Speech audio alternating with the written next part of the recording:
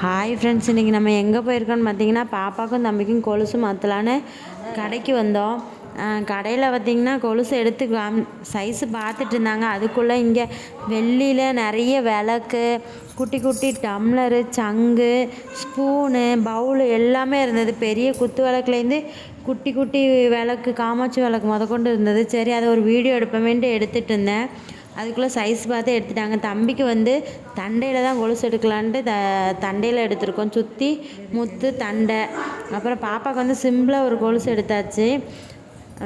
கையில் நம்ம லேடிஸ் போடுற மாதிரி வெள்ளியிலே கோல்டு பிளேட்டட் காமிச்சாங்க.